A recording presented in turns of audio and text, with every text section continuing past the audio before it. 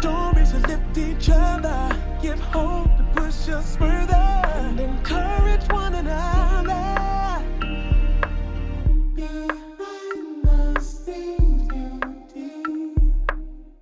Ego Nwodim is a Nigerian actor, writer, and comedian that is best known for her comedic genius on Saturday Night Live.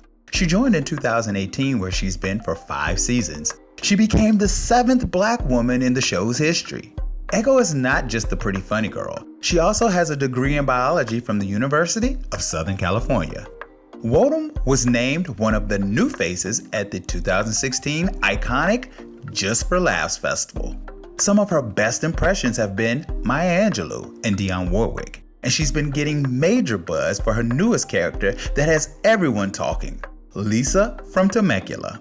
Ego talks to Behind the Scenes Beauty about the tools that helped her in life and in acting, and why she thinks everyone should do improv. Hello everyone, and welcome to another episode of Behind the Scenes Beauty. I have with me today, she's a comedian, she's an actress, she's a writer. I did not know this, but I read you were a singer. You sing? Oh, who put that where? It does say a singer, for real. Who put Your that? Wikipedia says Lord, singer. I'm going to go in there and edit it. I have with me none other than the amazing Ego Nwodim. Hey, I said how it you right. do? You did. I was worried for you. Listen, I feel like your name was trying to set me up. Listen, it is a setup. Because It's that a N trick. is like, It's it a makes trick. you say, I want to say N, but it just don't. It does. It's not supposed to, because the Nigerians were saying Nwodim, but we don't speak like that here in the States. And so, and by we, I mean English-speaking, people here in the States. Gotcha. You can't articulate that the way that a Nigerian would. So it's just Nwodim. But anytime you see that NW, just know they're Nigerian, 1, and 2, know that the N is going to be silent for you. Okay, so I said I wasn't going to do it, but I'm doing it. Okay, do it. I know what you're It took us forever to finally make this happen. I mean, we've been trying for almost 2 years. Yeah, it's true. It's It's true, but I'm happy it's happened. It's the perfect time for it to happen. Yes. I think it happened. Oh, so that exactly. means you got some stuff to tell. Okay, I got some shit to tell. Okay, all right. All right, so Behind the Scenes Beauty is real easy and chill. Okay. We just love to hear about people's journey. We're Okay. here to inspire people, tell them how we made it. And, Okay. you are really doing it out on Saturday Night Live right Thank now. you. You've been there for how many seasons now? This is my 5th season. I'm in my 5th season, which is crazy because I don't know how that happens. Girl, sis, I gotta cut you a piece of this steak. This steak is busting. Lisa. Oh my God. I just was back in LA for a week, and I was like, this is crazy because I used to live here. This was my life. I was in a hotel, and I was like, I just don't understand. I was here for 12 years. Right. And I'm like, oh, in 2018, I got this job. And I'm like, oh, shoot, it's 2023. It's crazy to me. Yeah. Time flies. Time flies. It really Yeah. does. So, okay, let's start from the beginning. Okay, born So, you are born in a manger. Okay. in swaddling clothes. In Bethlehem.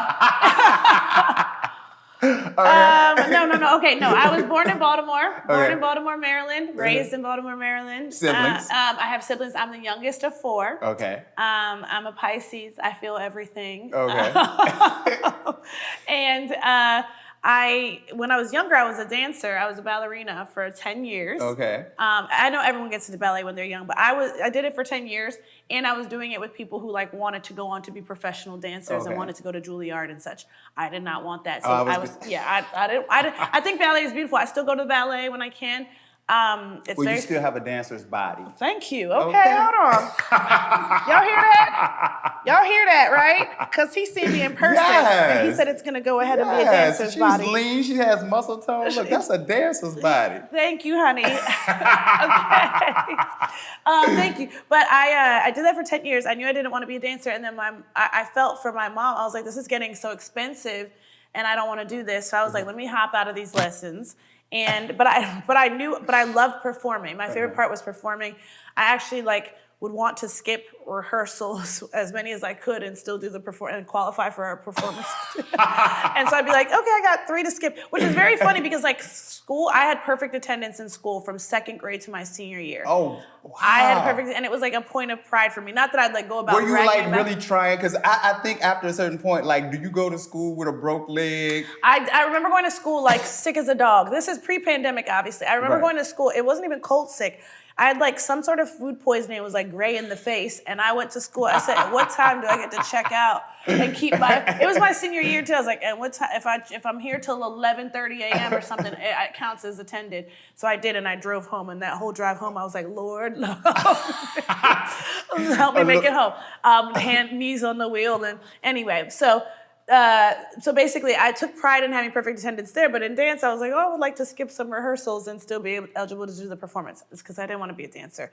But I knew I wanted to be an actor, so I've told this a million times. I made a deal with my mom that I would go to LA for college and study biology. Mm-hmm. You know, but I knew I wanted to be an actor, so that was the deal, was like letting me go to Los Angeles, across the country, where we didn't know anyone, I didn't know anyone, no one in my family knew anyone. So I made that deal. I was a biology major. Mm-hmm. I graduated with a degree in biology, 2 minors.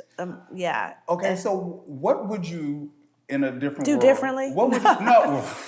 Well, listen, honey, how much time do you have? But what would you do with that degree if you weren't doing comedy? Like, what would you have wanted If I to? wasn't doing comedy, like, I didn't really like science that much. I believe in it, So but you weren't going to do anything? I was never, I mean, like, no, it's just not me. I feel like I would be like a headhunter or a recruiter. I just feel like I like helping people find what they're looking for. Right. And so, which is a strange thing. Like, you could tell me you're looking for something right now, and like, you would get a text from me later being like, and what kind of exactly? Okay, maybe I can help you. Which is, anyway, I was about to make some little slick comment, but I changed my mind. I'm saved. Listen, I'm saved. Okay. It wasn't even a bad comment. But anyway, we're not saying we're moving on. So I would be a recruiter. I think I'd be a recruiter, or like, I was a business minor. I loved my accounting classes. I don't think I would have been an accountant, but I loved doing the math and the homework and doing the little ledger, liabilities versus assets. I loved it. It was so fun. And I pursued that minor my senior year of college. So then senior year, I was like, is this what everybody's been doing in college? Because this is easier than what I was doing. And so, yeah, I knew I was never going to be a doctor. I was not going to go to med school. I did almost take the MCAT, and then my sister was like, do not take it, because if you do it, you're going to end up in med school, because she did, and she didn't want to, but she's really smart in a way that I can't wrap my head around. So I'm like, I'm not built like you. Like, you could not want to be there and still make it in, and I'm like, I don't think I could go that far. How you not built like her? You have a degree in two minors. Like, how? My sister graduated high school when she was 16. Let me explain. Where did you do that at? Let me explain. My sister graduated high school when she was 16. She loves school. So I wake up today, not today, but like in present day, and I will sometimes be like, oh my God, thank God I don't have to go to school. Right. Like, I don't miss school. Right. Like, people are like, I miss school, or I love school, I like being in classes. I'm like, I do not. Gotcha. I don't like it. I'm so grateful I don't have homework. I'm like, yeah, no. So she likes school, and I feel like school comes, it's not that it comes hard to me, but she enjoys that environment. And I feel like she enjoys learning in that environment. And I'm like, I want to learn in the real, like, take me out into the real world. So, yeah. Okay, so are all Nigerians smart? Because I always hear these stories of Nigerians being doctors and engineers. Yeah. So what is it that is in the DNA, and what did I need to do to get? Have you done your 23andMe? For all you know, you could be a little I promise you, I ain't Nigerian. How you if smart is the litmus test. Oh no, we don't like the self-deprecation. No, okay. No. Look, so are all Nigerians smart? I think most Nigerians are. Surely all of them couldn't be smart. I feel, but like, there is a pressure and an expectation and a value that you would pursue education and higher education. Also, like, that is a culture that values education. And so you do see a lot of that. And I feel like we are raised to be really studious. I can say I was, but do I think they're all smart? There ain't no way. I don't know. But I mean, I think a lot of Nigerians are smart, yes, and high achieving, absolutely. I see y'all representing. Yeah. Okay, so how are you managing going to school and doing improv and all this stuff? How are you balancing that? Well, I was not. So I wasn't. That's how I was. How I wasn't. So I Studied biology I got my degree in it. My biology major, the requirements were complete like after my third year of college. I think I had one biology class left to take my senior year of college. Okay. And I not until my sophomore year of college, I took a theater class at USC because I was like, oh, I can maybe get this Renaissance scholarship is what it was called at the time. I don't know what it's called now because, again, I'm not checking for school, so I don't know. But it was a Renaissance scholar where your majors are in two vastly different fields. So like being biology major, and then I was like, maybe I'll be a double major and be a theater major. Okay. But I took one theater class. I absolutely hated it. I didn't like the class. It's not to say I didn't like theater. I was like, I don't like this class. Right. I don't like this professor. What about the class did you not like? I don't think the professor liked me. And I was like, sis, I don't like you either. And I was like, and look at that. And look at God. And there we are. And look at God, and here we are. But I didn't really care for the class. I was like, this is not... It's so funny when you find things that like just resonate with you. Some things click and some things just don't, and that's something that just didn't click for me. But my brain wasn't like, oh, I'm not gonna act. I'm like, this is one class at a college campus, it's Theater 101, and I'm in Los Angeles where there's a million acting classes and different techniques and studios and what have you. So it wasn't until my senior year of college where I was finishing up my 2 minors primarily where I was like, oh, I have time to like do something else. So I found an internship off campus at a boutique talent agency because I was reading everyone's Wikipedia page and people I admire, whose careers I admire. And I was like, okay, well, this person worked at an agency once. Maybe that's what I need to do. Like, trying to recreate someone else's story, which don't do that. Right. But I understand why one might want to. Some people are like, how did it work for you? I was like, it worked for me this way, but it's not going to work for you that way. It's you have your own unique journey. But I started interning at a talent agency, a boutique talent agency that doesn't exist anymore. Okay. But I started doing that outside, and I started taking an acting class, and I enjoyed that. That was a like TV and film acting class, and I really started enjoying it. That was senior year. So like the biology was mostly done by that point. Again, I think I had one class that senior year, and then I was just sort of like off campus. I heard people were asking, like, does Ego still go here? Because I was like, all right, we're done with college. Right. We're done. So it was that senior year where I recognized, like, okay, I'm going to be graduating soon. I need to come up with some semblance of a plan of like what I'm going to do, and maybe I could start gaining my skills now and prepare myself for what's to come after school. So I wasn't really juggling. I was a bio major. I was not good as a bio major. Let's say that out loud. Like I wasn't. But you are good enough to have got that piece of paper. Thank you. Yes, and I don't know where that paper is. Like Wait it was an expensive piece of paper. I was getting ready to say it's a really expensive piece of paper, and I literally do not know where it is. I don't know legitimately because my mother has since moved. I don't know where that is, and I don't know that she has it. I don't have it. But anyway, I was about to also. I was about to say people could like fake going to college, and they do all the time. Right. How often are people like, let me verify your degree? I actually went though. I swear. Right. Yeah. And I mean, isn't it some way to like go back and like pull it up if you need to from the college or something? I didn't go to college. Look, so you I didn't have go to no college. idea. Good for you. Yeah. Good for you. I went straight You're doing to great. cosmetology school. Listen, God is good. That's the only thing I can say. Yeah. So Agreed. So you are interning. So did the intern turn into a job? Because now you graduate, and so what's next? No, so I'm interning. That wraps up as my semester ends, and then that agent there, her daughter was an actor and has been in things we've all seen.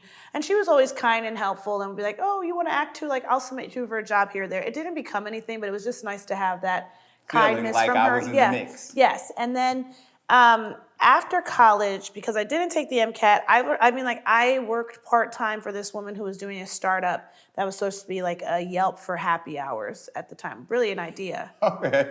Someone should do that. A Yelp for happy Think about it, where it's like, this place has this happy hour menu, and it's great. That's dope. These drinks. I mean, I don't drink, so maybe that's why I didn't appeal to me. Okay, yeah. I didn't used to drink. What's so funny is I didn't used to drink. Like, I didn't used to drink, But I worked for this woman, this happy hour company, and then it was a startup, and then I worked at Houston's for 4 or 5 days. The fact that you're including that on your resume is the... Yeah, because I saw, and I said, this isn't for me. But I had a lot of respect for that restaurant. I truly did, for that restaurant group and how they run it. It's a tight ship, and I had a lot of respect for that staff. It's amazing what they do there. It's incredible. You guys do amazing work. You should be proud of yourselves for sticking it out when I couldn't. And then I got into I was in my second year of this acting class, and I was just, okay, what do I need to do next? There was this message board called On Backstage, I think it is. I don't even know if that website exists anymore. I know what you're talking about. Backstage. Claudia Jordan talks about this. Really? Yes. There's this message board, and people were just like giving information and tips. And of course, unless you implemented any of the advice, it wasn't going to afford you anything. But I was like, okay, people say get a commercial agent next. That's the next best step. All right, how do I get one? Where can I meet one? And so I was just strategizing in that way. And I'm so grateful. We got here somehow, but God is good, to your point. So what was your first glimmer of hope? Let me go back some. Did you always know you were funny? Were you the class clown in school? Did everybody know Ego is the girl to turn up? You know what? This is Ego is the girl. Okay. So listen, Linda, honey, listen. I went to school with really funny people. I still think about some of these people, and I'm like, they're not comedians. Some of them have gone on to the military or just gone on to be family people or whatever it is. And I'm like, I went to school with really funny people. So to stand out as Baltimore's funny. People are so funny there. Right. To stand out as funny, I'm like, that would have been a tall order. Honestly, even class clown, when I think about that and who, that's a superlative I think I was in a real running for. But I'm like, we had I can name these people right now who were so funny that I'm like, everyone was funny. Right. I felt like all my friends were funny. I didn't think of it that way though either, because in my mind I was like, I felt like all of them just felt like they were being themselves, and I also just felt like I was being myself. So to qualify it as funny, it took this woman who was subletting a room from. I lived with my sister and 2 friends out of college, and one of them was this one summer was subletting a room from one of my friends, and she's like, oh, you're so funny, and I had never heard it said that. And maybe I had, but for the first time it registered as I was pursuing my art at that time, and being like, oh, I guess I am. Right. I think I'm just being myself. And so, I guess even now hearing I'm funny, that's so cool, because I'm I'm just being myself. Okay, so because when you wanted to be an actress, were you thinking, I want to be a funny comedic actress, or were you thinking, I want to be the next Angela Bassett? I wanted to be Angela Bassett. I wanted to be Angela Bassett, honey. I wanted to light some cars on fire. Some car on fire and light a cigarette as I walk away. Beat Ike with a shoe. All that. Anime. I wanted to get anime's revenge. So I knew acting to be acting, and that's all I knew. So it's hard to articulate, because I've been asked this a few times now, and I feel like it sounds like I'm bullshitting, but maybe someone will resonate with this. It's I didn't understand this as a career option. I grew up watching Martin, I grew up watching Living Single, I grew up watching the Jamie Foxx show. I such a fan of all those institutions, but I didn't know that was a career option for me. It's not even on some, I felt excluded from it. I'm I didn't know. I could not conceptualize. I knew doctor, lawyer, engineer. And then even me wanting to, and I knew model and actor. And I was and both of those seemed insane. And I knew I wanted to be an actor. And so when I thought of acting, I was it's Angela Bassett, it's Denzel Washington, it's acting. And so it was a windy road to find comedy for me and be oh, you can do this. And it's so cool when something, again, just clicks and you're this is where I'm supposed to be. This feels so me. And you're telling me I can get paid to just be me. Well, that's cool. That's cool. And in the right circumstances, some good money for it. Yeah. So I was I took an improv class. I've told this as well a bunch of times, begrudgingly. People were you should take an improv class. It was very popular at the time. very of the moment. And I was like, this is busy work and I need to see some ROI. A term I learned in my business courses, some return on investment. I've been these headshots, these classes, this workshop, this, that, anything you tell me to do. I'm like, great, if you're telling me it's gonna build. And finally I was like, no, wait a minute. I'm not signing up for something just because you tell me to sign up. And it's so funny because that was the one thing. I mean, there's a million other things I could have said no to. That's the one I should have hopped, skipped, and said yes to immediately. Because I ended up loving it and was like, I want to take every level of this. And I want to excel at this. So what did doing improv teach you? What was one of the most valuable things that you walk away thinking like, and you use today? Oh, that's such a beautiful question. People think improv is corny, which is fine, but I really love it. It gave me so much of the community I have in Los Angeles. I met some of the best people who will continue to be my friends.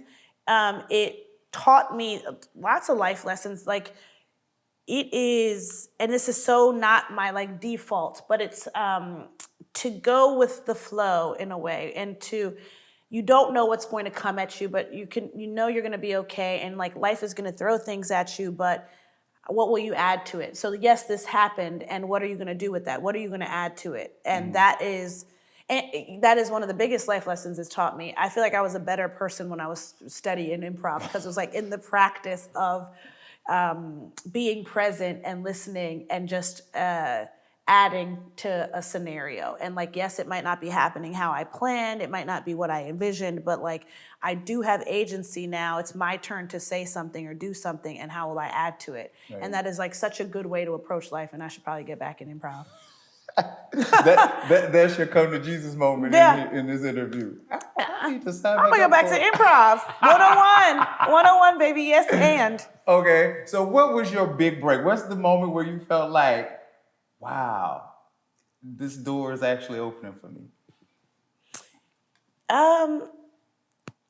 Right before I got SNL, I had the opportunity to pitch a show to Kevin Hart, and he came on board to produce my show, which was very exciting. And that was literally like 3 months before. Now, 3 months prior to that, I had what I called the Great Depression of 2018. Okay. And it was like the week of my birthday, and I was like, everything has come crumbling down. And it was all career stuff. And then 3 months later, almost to the date, it was like, great, Kevin's on board to produce my show and has said yes to me. And then 3 months after that, let me do math, less than 3 months after that, actually, almost to the date, I got SNL. So like, it was just a run. It was like the downfall, the crumbling of everything before it all became beautiful and I was flourishing again. And I feel like that's always what happens in my life. Bad stuff always precedes like the best stuff. Yeah. I know, and that's how I try to. It's so funny when you're experiencing bad stuff though, and somebody might tell you that. It's hard to like. You're like, yeah, okay, right. Yeah, I can't really see. There's the light at the end of the tunnel. Like I can't see the light at the end of the tunnel. That little speck over there. You mean to tell me it's gonna get big? But has it done that for you now? Do you sort of live by that now? Because for me, you don't see it in those moments, but once you've experienced that, then it becomes your guiding star. That like, I'm something. So amazing you're nothing like the Israelites. He said, "I'm not like." I remember the blessings of. He said, "I don't forget. I don't forget. I do forget." You know, it's the scripture that says, "Remember these stones." Let's put them on tablets. I've been to church. I do forget. I do forget. I feel very human in that regard. And I try not to. And I try to like go back in a journal and recount like, this was a dark period, or this felt like a helpless period. And then look what came after it. That's going to happen again. And like you can tell yourself that, but sometimes your emotions don't catch up to that intellectually. So like even intellectually, if I'm like hanging my hat on that hope and that assurance and what I've seen in the past, sometimes your emotions are just going to emote. Like your emotions are going to do it. And life is going to keep lifing. And you're like, I want to believe that and know that. And I want to not have my joy stripped from me now if I know that this is coming. Something beautiful I can't even imagine or conceptualize or see for myself is coming. Let's just try to have joy right now. Why waste a day being less than joyful? But listen, honey, I'm a Pisces, and the emotions are gonna emote. Yeah. So you have what was that? I mean, so you had those moments where you felt like it wasn't gonna happen for you, like I'm putting forth all this effort. Yeah, I mean, by that time that was 2018. I had been at it for 9 years, and I was like, I need to move. I went on a trip to Hawaii. The tickets were, one day, like somebody in a group text sent like, anybody want to go to Hawaii? And I like off the side, I was like, I don't want to go with y'all, but I went and I was like, let me see what these tickets are talking about. And I said, oh shoot, like they'd sent some deal. And I said, oh shoot, they're so cheap. I literally went to buy myself a ticket. I was going to go on vacation in the middle of the week because it was $167. $67.97. I can't remember this. I have like a little photographic memory. It was $67 or $97, less than $200 Gotcha. to go to Hawaii round trip. And it wasn't Spirit Airlines, it was United. And back then, United wasn't quite Spirit. Now it's giving Spirit. But anyway, Frontier. well, it's giving Frontier. But then again, United, if you want to do some sort of brand thing with me, I'll happily recant the statement. But like I went to Hawaii and I was like, I remember being in the ocean and I never did anything like that. I was so devoted to my career. I was like, we ain't going nowhere. Vacations and parties are for people who done did it. Like we are hustlers over here. Right. Like my work-life balance, I mean, by virtue of what I do, by the way, work and life are just meshed, to be very honest with you. I don't know, the demarcation is not totally there. Right. So many of my friends do the same work I do, and we're in the same industry, you know? But I was like, I have devoted so much to this, and it has not given me ROI. I don't have the ROI I'd hope to have by now.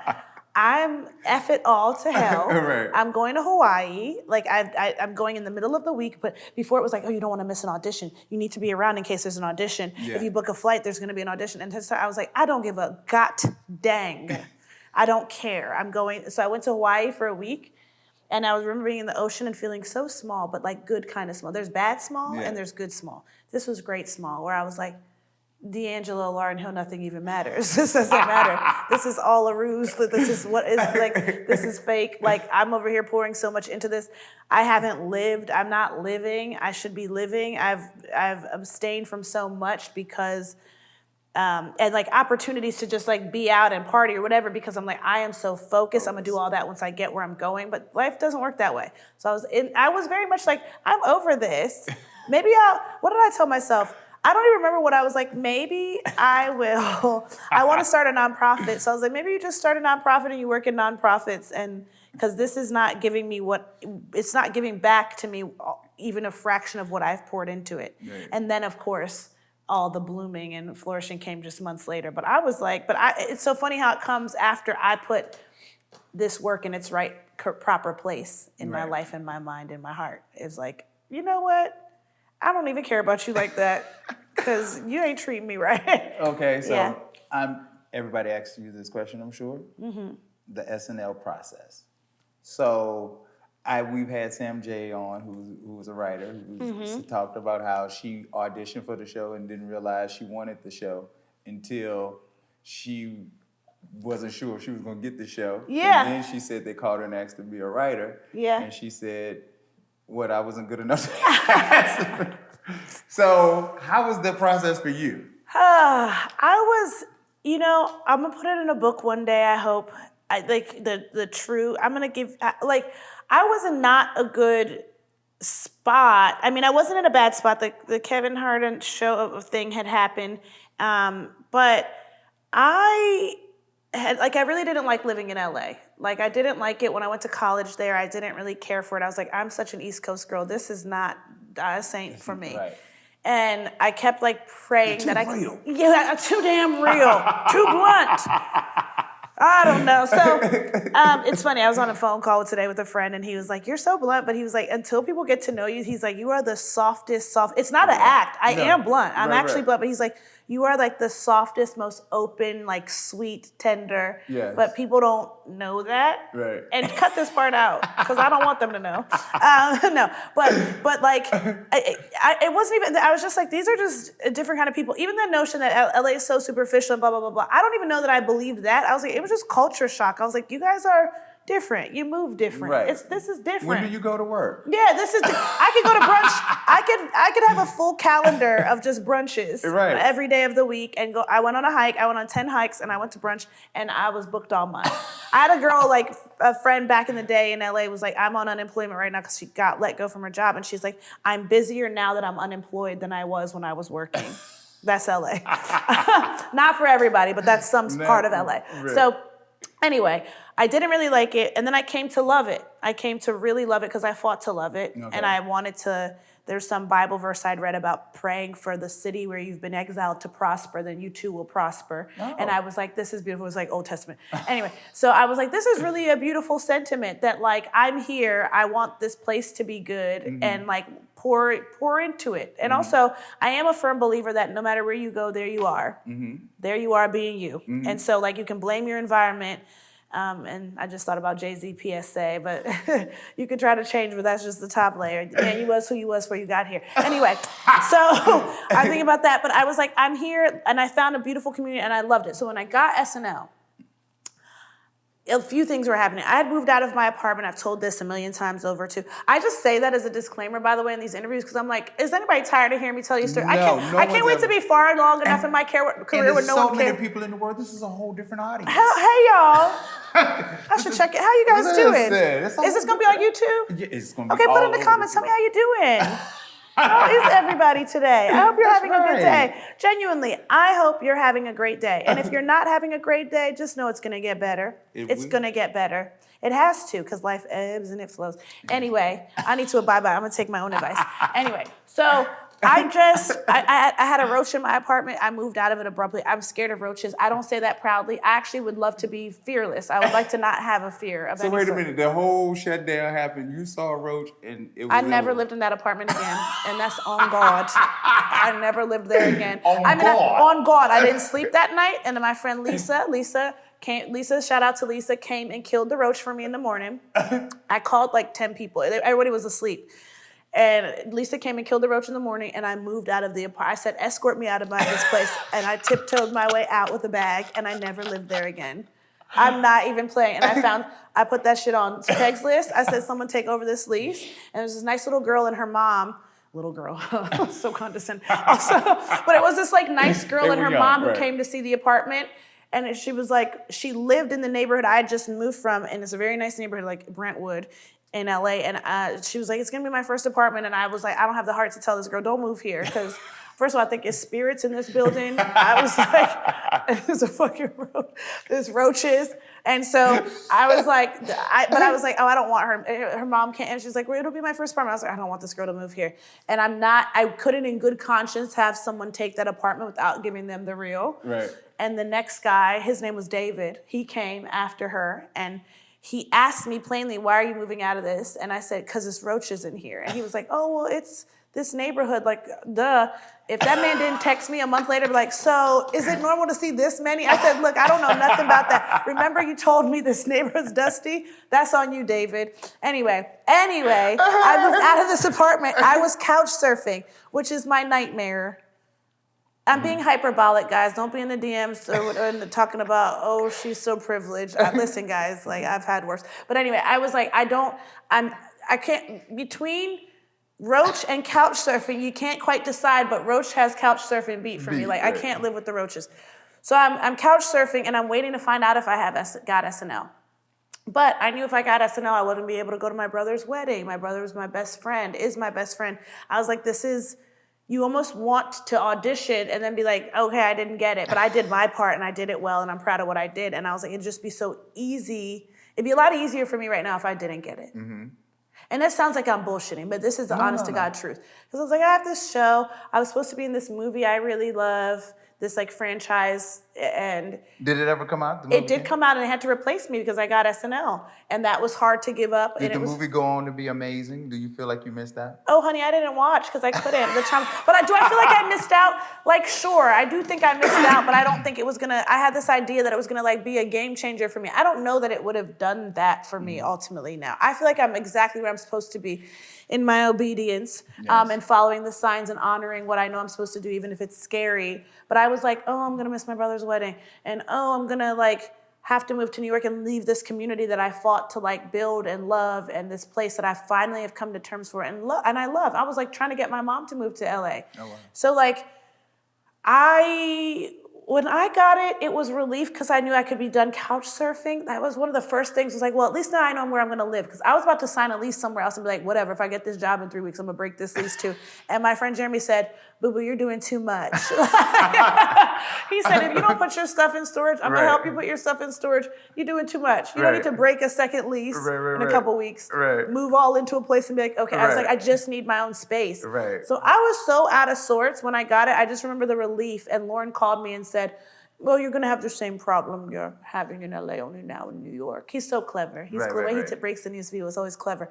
And I'm like, okay, cool. I just remember being like, great, I know where I'm going to live. I know where I'm going to live. But the audition process was amazing, but it was happening during all of this where it's like, I don't know if I'm ready to make this move. I don't know that I want to be stripped of my anonymity in this way. I don't know. I didn't know, but I knew I needed to do the audition. It was my second time doing it. I did it previously in 2016. They were looking for a guy and they found me. I tested with like 11 dudes and me. They were looking for a guy, and then I just did such a good job that I got to fly out in April of that year and test. So it was my second time doing it. And this time I do think, because again, everything going on in my life, and then my Great Depression of 2018 and in the ocean in Hawaii and nothing even matters, D'Angelo Lauryn Hill. The fact that you had that very succinct together. All of that, listen, like all of that combined made me be like, I'm gonna do this audition, and like, it is what it is. But that you do that, there's something attractive about somebody who's not pressed, I feel like. That and is true. I wasn't doing it to be attractive, that's just where I was at. I was like, I feel so overwhelmed. Like the night before my audition, I was so stressed about doing it, and I'm couched. That one, was I couch surfing at that point? Yes, I was. By the time that happened, I was like, I think I had my first panic attack. And probably maybe the only one I'll ever have. But I just remember being like, I'm paralyzed. I can't think straight. People are talking to me. Friends would take me to lunch because they're like, she ain't doing too hot. And I go to lunch and I'm like, I don't know anything you're saying, but I'm here. My body is here, but there's so much swirling around in my head. That audition to me, the night before, I was like, I didn't even rehearse this. Oh my God, you should at least rehearse your audition. And I did the night before. But is SNL something you always sort of wanted to do, or is it something I didn't know? It's another thing that's I didn't know it was an option. I didn't know. So even that, when people but at least by this time you're taking the classes and all this stuff. So now is this on your radar?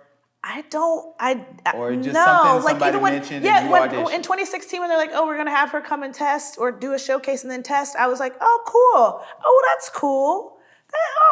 That's cool. And then it started to feel a little realer, like, oh, maybe I'm on hold with them. And that starts to feel a little realer, but then it didn't happen. And I was like, okay. And then the next year I did an audition. I didn't try. I didn't submit anything. And then, what's so crazy is I don't think I knew, as I was pursuing this career, I was learning as I was going though as well, where I was like, oh, that's an option. Oh, that's an option. And that's a really cool option too. Honestly, to get to work as an actor and have a steady income is so amazing that I was like, however that happens. So it wasn't one track. I know people who are one track mind. This is SNL has always been it for me. It's all I want to do. It's all I've set my sights on. And that wasn't me. If truthfully, I want to it's a cuter story if I say yes, but that's not the truth. It wasn't. I was learning as I was going what options I even had. And it was like, oh, that would be cool, but also that would be cool. I don't know. SNL seems like the scariest job to ever have though. Because it's always something new every week and trying to pull those skits off and keep it fresh. Did you walk in with that fear? I think I didn't. I had heard so much about the place and the culture of the place. Notoriously, you read books about it and people talk. The further along in your comedy career you meet people who've worked there for some stint of time or whatever. And I think I wasn't scared about performing with a live audience. Even the national television part of it, I don't think totally scared me. I love performing live. I love it. That's what improv is. You do improv and you try to tape an improv show and it's not hitting the same. You don't want to watch a video on YouTube of an improv show. It's improv is a true, you had to be there. You had to be there to. So I don't think that part scared me, but I was I had a moment. It was really fleeting. This is the truth. It was really fleeting once I got there. That was like, I feel like I tricked these motherfuckers. I was like, I think I tricked them. I think they think I'm one thing, and I think I tricked them. Like, I studied biology. Like, what am I doing here? There's people, again, who have devoted they knew that this is what they wanted, and they've devoted everything to it from the minute they got out of college. It was clear for them, and then I was like, no, you didn't trick them. You know, you came up with your audition in a week. You had a week to do it. You did it. You perfected it. And like, you do have what it takes to be here. Right. But I remember that first show being a little nervous because I was like, oh, this isn't UCB theater where I came up, where I have the favor of the audience and they know me and they know my work and they know my comedic voice. And I walked down to the front of the dress rehearsal audience first Saturday. And I remember my sweet friend Patrick was like, if you get SNL, I'm gonna be there for your first show. And so I found out so last minute, and then in turn the public found out like literally days before the show. And I was like, he's not coming. And he came, and he's so beautiful. He did his own due diligence. He didn't hit me up to get there on his own. He knew somebody and like got a ticket and flew himself. Like, God bless my friend, wow. The sweetest. And so I say that because when I walked out on that stage, I was like, oh, these people don't know me. I was like, oh, Patty's here somewhere. And then I like saw him in the bleachers. I was like, okay, my friend's there. And like this, I'm gonna do this for him. My friend is here. Someone is excited for me that I know is like rooting for me is here. So yeah. Okay. So do you get to add, like, is it just the writers and you guys as the players, or is it a collaborative thing? Do you get to if you come up and say, I got an idea? Yeah, well, that's it. Like, I learned in pursuing this, especially as a Black woman, that I would be hard pressed to find someone who can capture my voice the way I can capture my own voice. And especially since like coming up in comedy, there were very few Black women in improv. There were very few Black people in improv.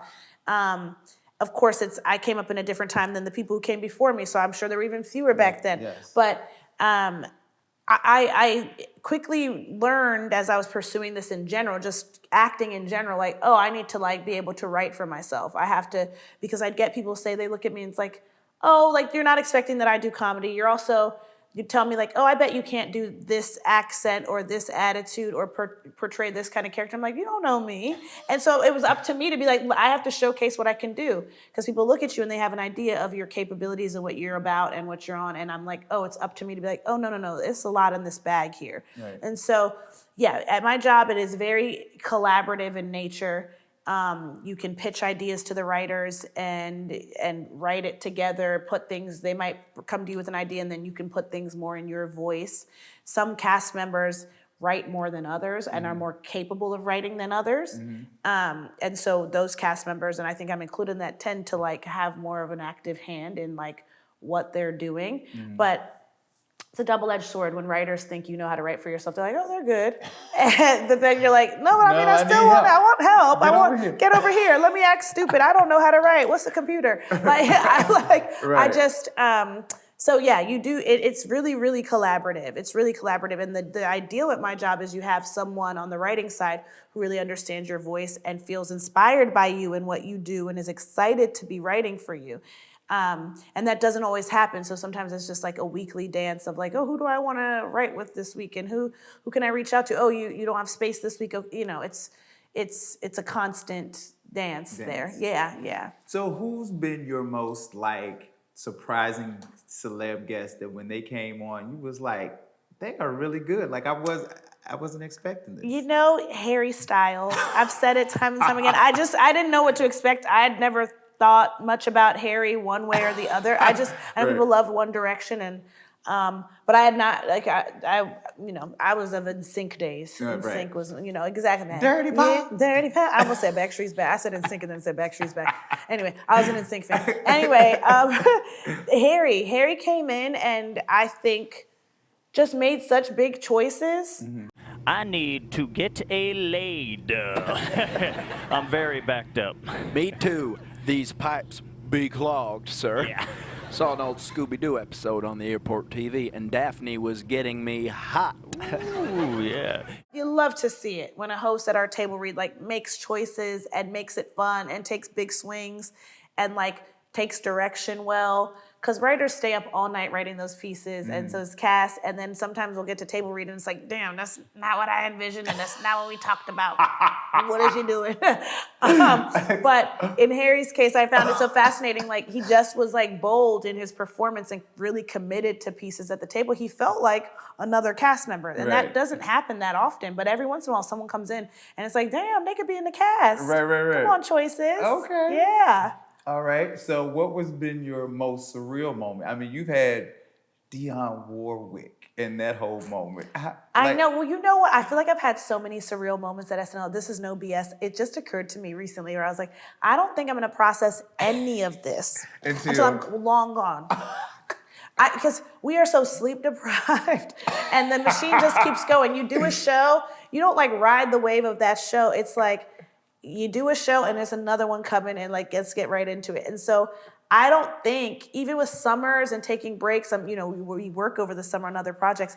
I don't think I've processed. I really the life don't. That you live. I don't. I do not. I don't think I've processed like who I've gotten to work alongside. Right. I don't think it's hit me. Right. I just don't. Oh, yeah. wow. I don't know. Yeah. Okay. All right. So, like, what are some things that like Ego wants to do outside of SNL? Where would she want to go next? Well, I want to create my own show. I want to create a successful show, and then I want to be able to have done that so well that I get to sort of champion younger artists, younger writers, younger actors, and their projects and things that they want to make. I want to direct one day. I absolutely want to have a nonprofit for kids of color in the arts, I believe, or underprivileged kids. Just again, not knowing that improv was even a thing and knowing how insular it can be sometimes.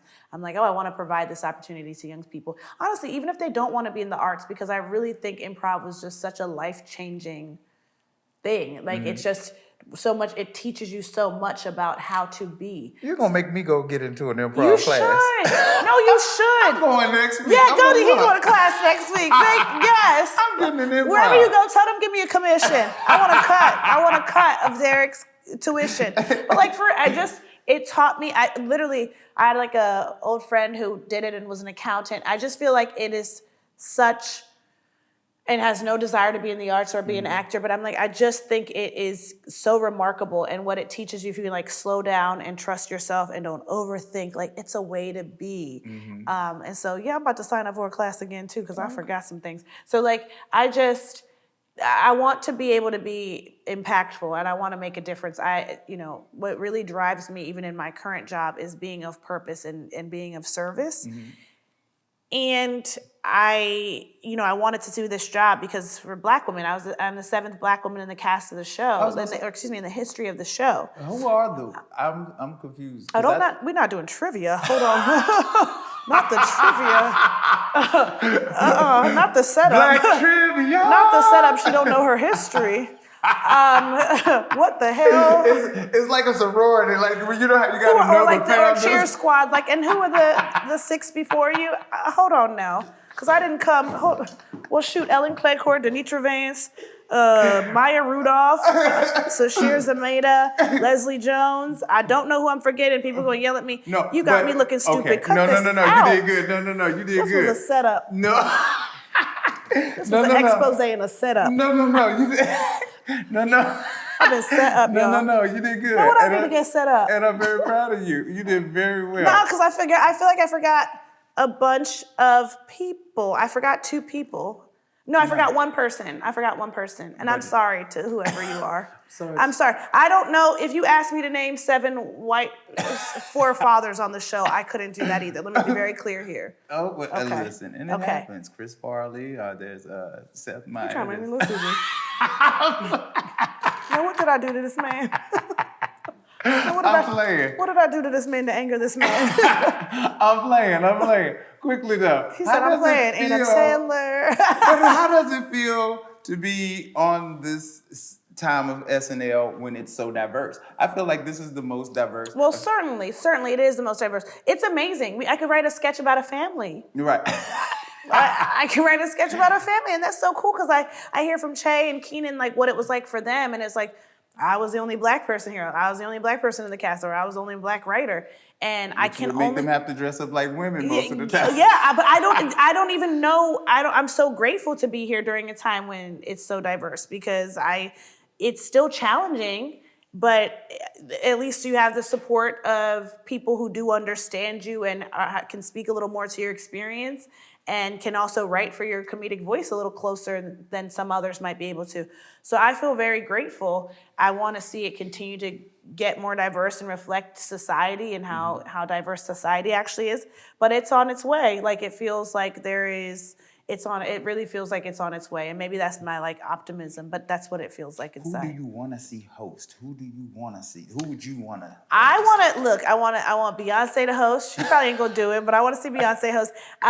Jamie Foxx, I say all the time. Right. Uncle Jamie. I call him Uncle Jamie. But never met him in my life. You never? He's done it, but I wasn't there. You gotta come back with me. Okay. Jamie Foxx. I would love. He's not gonna do it either. Jay-Z. Oh my gosh, if Jay-Z did it, that would be so cool. Oh, I would die. I would die. So that would be amazing. I'm like, shoot, should I keep going Fred Hammond? Okay.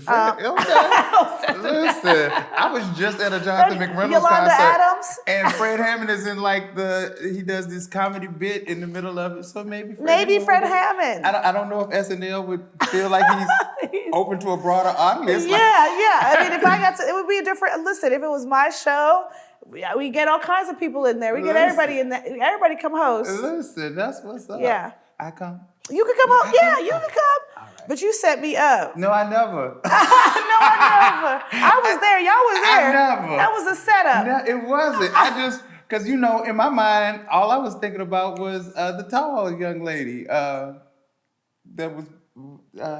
So say it again. The tall young lady. Leslie? Leslie. Okay, yes, yeah. Leslie was there when I was there. Yeah. I forgot that black lady that used to be on there years ago, like during the Eddie Murphy years. I forgot about her. Yeah. I forgot about her. Yeah. And I forgot about Maya Rudolph. I don't know how I forgot all of these people. It's hard. It's a Until big. you It's, said but it, yeah. the show's been on for 48 seasons. I'm like, that's a lot of cast over the years. Yes. Yeah, it's So a lot it's of cast. easy, yeah. Yes, it's a lot of people. When we walk down the hall, there's these. On the 17th floor at work, there's all these pictures of all the cast prior, everyone who's ever worked there, and it's so crazy. Everybody's pictures in black and white, and you just see it's this long line of people, and you're like, this is a lot of people. Yeah. Yeah, you couldn't ask me to name them all. I feel bad. Okay. No, don't feel bad. Don't feel bad. Look, now I'm comforting him. This is messed up. okay. This is manipulative. Listen. This is manipulative. It is. That's what He we said, do. oh no, because now I'm crying. Okay. All right. I'm just messing with you. I know you didn't set me up. Of course not. I love you so much. I love you. Okay, so I'm about to finish. Okay. I'm gonna ask you some beauty questions. Go crazy. I got 2. Okay. Maybe 3. Okay. So what's the beauty treatment you like to do? What you go do? I get facials, but I just got my first facial in 2021. Wait a minute. I get facials, saying it like that's something you do all the time, but you just started? I just started 2.5 years ago, something like that. Someone gifted me, gave me a gift, a start of the season gift to get a facial. I was like, oh, I'm gonna try this. It's crazy. I don't like people touching my face. So I was like, oh my gosh, I'm gonna let somebody touch my face. It turns out it's really good. Right, if you get the right person. So I drink a lot of water. Mm-hmm. I say my prayers. Listen. And I mostly mind my business. I do mostly. Drink your water. Drink your water. Say your prayers. People get so mad. They're like, "No, that's just genetics." I'm like, "No, I've had pimples. I've had some pimples." But your skin is flawless. The skin is giving these days. But thank you so much. I know the skin is giving. Well, but you know what? I have a great esthetician who gave me some serum, and it's like magic, and it's done what it's needed to do, and it's only made the glow more glowing. Yeah, thank you so much. So yeah. Okay, and what my last and final signature question is, and which I ask everyone, what does Ego find beauty in? I want to answer honestly, and I just want everyone to get quiet for a moment. And this is your camera. Everyone get quiet for a moment and Tell the people. just be present with me here.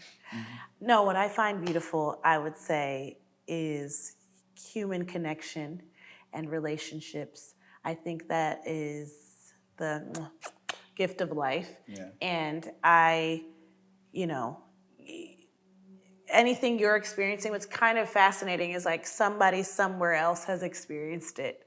Like you think at times you might be in isolation in your experience or like have some wildly unique experience, but like someone else somewhere has experienced it. There's so many humans on the planet, and I really think in connecting and like being vulnerable with the people in your life, there's real beauty in that, like real beauty in that. And not everybody, like the older I get, the more you see like, oh, not everyone has access or feels in touch with their own vulnerability and doesn't feel as comfortable sharing themselves with others. And I think that's so beautiful, and I think that's the stuff, like the best stuff life is made of, honestly.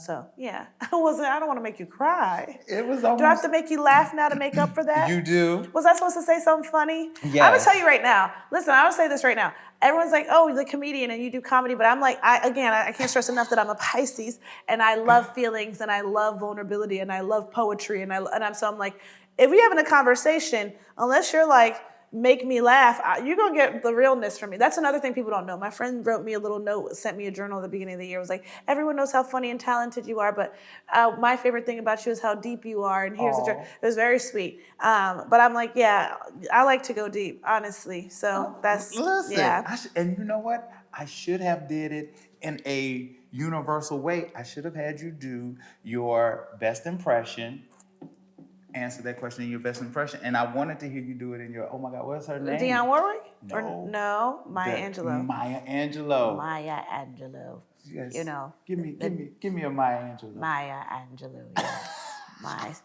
my beautiful child, yes. The beauty of this life is relationships, connection, yes. Yeah, I was gonna make a joke and then I said, Why you stop at your jokes? Cause you know what? Live You on know the what edge. it is? It is, you gotta come see me on tour. Are you going on tour? No, but when I do, you gotta come see me. No, I'm not going on Way tour. to lift us up to Yeah, let us down. let you down. Build them up and knock them down, and that's what I do. You lift me up. Yeah. Lift me up. See, this is your singing. This is probably why you're on Wikipedia for Who singing. put that there? Who put that there? I mean, I'll carry a tune. I'm black, No. but. You do, especially when y'all do the church scenes. and Oh stuff yeah, on when the we show. do the church scenes, what song should I? Never would have made it Yeah. without you.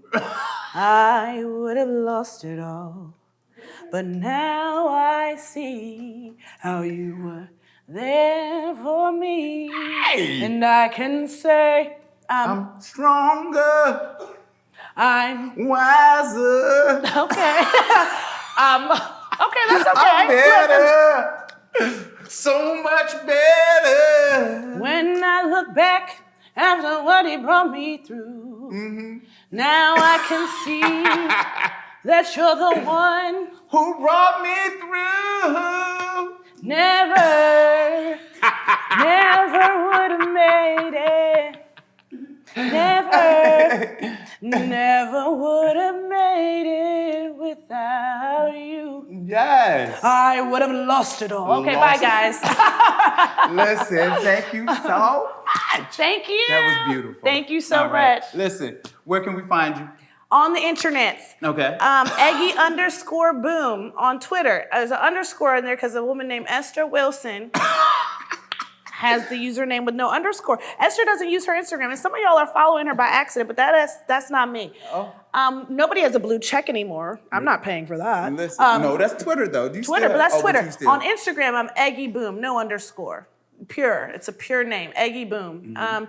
And, you know, I'll be in a TV program here, a TV program there, a film here, and a film there. A commercial A here? commercial even, maybe. I don't know. Keep an eye Listen, out. Okay. Well, listen, check her out. Watch her Saturday nights on SNL. Support my sister. Yeah. Bye, guys. Bye, guys. Thank you so much. Behind the scenes.